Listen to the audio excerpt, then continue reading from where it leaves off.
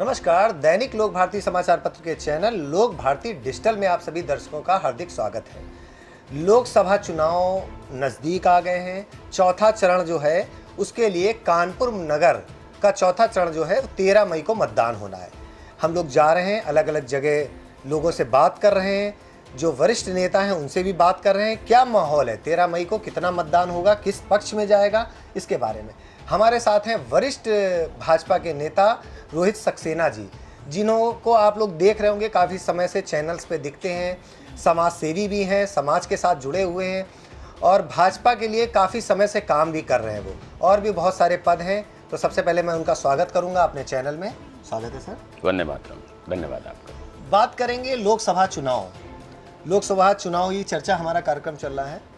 तो आप भाजपा के वरिष्ठ नेता हैं, समाज सेवी भी हैं, समाज के साथ बहुत ग्राउंड लेवल से आप जुड़े हुए हैं, जमीनी नेता हैं। तो कहीं कहीं बात करते हैं, भाजपा का नाम आता है तो हिंदुत्व का मुद्दा आता है, मगर हमने देखा है कि आप मुस्लिम बाहुल्य क्षेत्रों में भी आपकी बहुत अच्छी पकड़ है। तो आप हमारी जनता को, हमारे दर्शकों को बताएंगे मुस्लिम बाहुल्य क्षेत्र या मुस्लिम जो है वो भाजपा की तरफ कितना झुकाव रख रहा है इस समय? देखिए, चूँकि मैं लगभग 3.5-4 साल से इसी क्षेत्र की राजनीति कर रहा हूँ और 2017 के बाद उन एरियाज़ को जो मर्डर करने के लिए जाने जाती थीं, जो कट्टा फैक्ट्रियाँ वहाँ चलती थी, स्मैक और चरस का जो कारोबार वहाँ एक बहुत बड़ा गढ़ हुआ करता था, तो माननीय योगी जी की सरकार आने के बाद इस पर बिल्कुल पूर्ण विराम लग गया है। और जो शिक्षित मुस्लिम हैं, जो सामाजिक मुस्लिम है, जो पारिवारिक मुस्लिम हैं, जिनका पारिवारिक सरोकार है, ठीक ठाक सामाजिक वर्चस्व है, वो इन चीज़ों से बहुत खुश हैं। और मैं आपको बताऊं, चूँकि मैं छोटे दुकानदारों के पास भी बैठता हूं, बड़े दुकानदारों के पास भी बैठता हूं, मैंने देखा है कई दुकानदारों का कहना है कि भैया पहले स्कॉर्पियो, सफारी ऐसी गाड़ियां आती थीं, गाड़ी में ये रख दो, इतने पैसे दे दो, उसकी पर्चियां आती थीं। यदि आप कंस्ट्रक्शन कर रहे हैं तो पर फ्लोर वहाँ का जो माफिया होता था वो आपके पैसे तय रखता था। आज इन सब चीज़ों से निजात हो गया है। तो मुस्लिमों में भी इस सरकार की अच्छी खासी लोकप्रियता है, आप कह सकते हैं। और देखिए, ये विपक्षियों का बहुत बड़ा, इसमें मैं आपको कहूँगा, ये जो हिंदू मुस्लिम हर बार किया जाता है, इसमें कहीं ना कहीं विपक्षियों का बहुत बड़ा हाथ होता है। मुझे आप भारत सरकार की, उत्तर प्रदेश सरकार की एक भी योजना बताइए जिसको धर्म के आधार पर बांटा गया हो, या ये कहा गया हो कि इतने प्रतिशत ही आपको लाभ मिलेगा, बाकी अधिकांश हिंदुओं को जाएगा। ऐसा बिल्कुल नहीं है। जबकि पहले की सरकारों में आप देखते थे, आपको याद होगा, बाकायदा मंच से ये बात कही गई थी कि मैंने कहा था भर्ती के दौरान कि आप जो है अमुक वर्ग के लोगों को ज़्यादा तरजीह दीजिए, उनको लीजिए। देखिए, मेरा आपसे एक चीज़ कहना है, कोई भी वर्ग हो, कोई भी पंथ हो, कोई भी मज़हब हो, कोई जाति हो, उसका कोई लेना देना नहीं।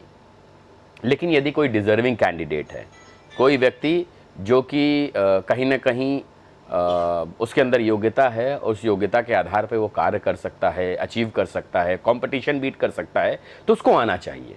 लेकिन डेलिबरेटली सरकार ये कहने कि अमुक लोगों को ही लाना है, मुझे लगता है ये कहीं ना कहीं योग्यता के साथ नाइंसाफ़ी होगी। आप मुझे एक बात बताइए, इसके पहले यही लोग हैं जो मुस्लिम भाइयों का बहुत मजाक उड़ाते थे। अब्दुल पंचर वाला, रहमान गैरेज वाला, आप लोगों ने, बहुत लोगों ने सुना होगा, इसके मीम्स काफ़ी बने हैं। 2018 में माननीय मोदी जी ने कहा मुझे एक हाथ में कुरान और एक हाथ में कंप्यूटर चाहिए। 2024 के जो यूपीएससी के परिणाम हैं वो आपके समक्ष हैं। इन बच्चों ने उस चैलेंजेस को लिया, पढ़ाई करी, कंपटीशन बीट किया। जब ये बच्चे पढ़ जाएंगे, मुझे एक बात बताइए, मैं खासकर कांग्रेस की बात करूं जो कि मुस्लिमों का बहुत पोलराइजेशन की, हमेशा ध्रुवीकरण के मूड में हमेशा रहते हैं, मुझे एक बात बताइए, आज़ादी के बाद से एक नेता, वो किसी भी विपक्षी पार्टी का हो, जिसने मुस्लिमों की शिक्षा की बात करी हो कि इनको शिक्षित करिए, जबकि वो तो चाहते हैं कि बच्चे शिक्षित ही ना हो, क्योंकि शिक्षित हो जाएंगे तो उनको अच्छा बुरा पता होगा, अच्छा बुरा पता होगा तो भीड़ का हिस्सा नहीं बनेंगे, कानून पता होगा तो कानून का भय होगा। ये लोग कभी नहीं चाहते ये कौम पढ़े। आप मुझे बताइए, यदि आप इतने हितैषी थे इस समुदाय के, तो भारत में सबसे ज़्यादा समय आपने राज किया। मुझे बताइए, ऐसा आपने इनके लिए, शिक्षा के लिए क्या कर दिया कि ये बच्चे पढ़ सके। आज सबसे ज़्यादा इलिटरेसी रेट है तो मुस्लिमों में है। और एक चीज़ अगर आप लोगों ने गौर करी होगी, क्योंकि मैं अक्सर करता हूँ, डिबेट्स में मेरा सामना होता है, जब भी ये भारत के मुसलमानों का कंपैरिजन करेंगे, तुलना करेंगे, तो ये हमेशा किसी आतंकी से करेंगे, किसी नेगेटिव प्रोफाइल के आदमी से करेंगे, अतीक से करेंगे, मुख्तार से करेंगे, ओसामा से करेंगे, हाफिज अंसारी से करेंगे। मौलाना अब्दुल कलाम साहब से क्यों नहीं करते आप? अबुल कलाम आज़ाद साहब से क्यों नहीं करते आप? इनायतुल्लाह खां साहब से क्यों नहीं करते आप? ये भी तो देश के मुस्लिम हैं। कि आपने एक माइंडसेट बना रखा है कि मुस्लिमों को अपनी तरफ करने के लिए आप उनको केवल ये दिखाएंगे कि तुम गलत हो। अरे मुस्लिमों ने इस देश की आज़ादी में हमारे साथ कंधे से कंधा मिला करके लड़ाई करी है, और आपने ला करके क्या किया? धर्म के आधार पर केवल आपको अपना पहला प्रधानमंत्री बनाना था, इसलिए आपने धर्म के आधार पर देश का बंटवारा कर दिया। अभी कल हमने सैम पटरौदा का बयान सुना होगा, भारतीयों को कैसे खंड खंड कर दिया। खंड कर दो। आप पहले धर्म के आधार पर बांट रहे हैं, फिर रंग रूप के आधार पर बांट रहे हैं। किस तरह की मानसिकता है आपकी? और वो कोई सैम पटरौदा ऐसा आदमी नहीं है जिसको अपनी आइडेंटिटी की जरूरत हो। राहुल गांधी का वो राजनीतिक गुरु कहा जाता है। जब गुरु की मानसिकता ऐसी है, तो यदि राहुल गांधी कह रहे हैं कि हिंदू लड़के मंदिरों में लड़कियां छेड़ने जाते हैं, काशी के बच्चे नशेड़ी हैं, तो मुझे नहीं लगता इसमें बहुत अतिशयोक्ति है, क्योंकि जिसको गुरु से जो शिक्षा मिल रही है वो वही कहेगा, कुछ अलग नहीं कहेगा। तो मुझे लगता है ये सही समय है मुस्लिम भाइयों के लिए। आप अपने बच्चों को पढ़ाइए। देखिए किसी भी परिवार का, जैसे मैं अगर अपनी बात करूं, मैं बहुत गरीब परिवार से आया हूं। क्योंकि मेरा शिक्षा पे बहुत ध्यान रहा, मेरे घर वालों ने मुझे पढ़ाया, तो मैंने अपने पूरे घर का डायग्राम बदल दिया, सोशल इकोनॉमिक स्टेटस बदल दिया। जब आप बच्चों को पढ़ा देंगे, वो शिक्षित हो जाएंगे, रोजगार उनको मिल जाएगा, वो अधिकारी बन जाएंगे। मैं बहुत छोटे स्कूल में पढ़ा हूँ, मैं देश के कई चैनलों का CEO रहा हूँ, लेकिन क्योंकि शिक्षित रहा। जब ये बच्चे पढ़ जाएंगे, आप सोचिए जो बच्चे सिविल सर्विसेज में इस बार IAS IPS बने हैं, क्या इनके यहाँ आपको लगता है 3 4 5 7 पुश्तों में कोई माफिया पैदा होगा, कोई पंचर वाला पैदा होगा, कोई गैरेज वाला पैदा होगा? इनके यहाँ सारे शिक्षित बच्चे पैदा होंगे जो शिक्षा पर ध्यान देंगे। तो हमारे साथ रोहित सक्सेना जी हैं, बता रहे हैं मुस्लिम समुदाय के लिए, मुस्लिम समुदाय जो है भाजपा के साथ जुड़ रहा है और उनकी शिक्षा पर बहुत बड़ा जोर कस रहे हैं। अगर वो शिक्षित नहीं होंगे तो वो फिर आगे नहीं पढ़ पाएंगे।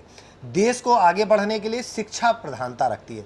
आपने देखा होगा बीच में अभी योगी आदित्यनाथ जी ने भी मदरसों में अन्य सब्जेक्ट को पढ़ाने की चर्चा करी है कि मतलब मदरसों का जो बोर्ड एक होना चाहिए पढ़ाई, जिससे उनको उर्दू के अतिरिक्त और भी भाषाओं का अच्छा ज्ञान हो, जिससे वो आगे कंपटीशन क्वालिफाई करें। इस पे मैं आपके दर्शकों को एक चीज़ और बताना चाहूँगा, जो बताना बहुत आवश्यक है। ये जो लोग मुस्लिमों के बहुत हितैषी बनते हैं, अखिलेश यादव, कांग्रेस वाले, 2017 से पहले 300 कुछ मदरसे रजिस्टर्ड थे मदरसा बोर्ड से। कितने?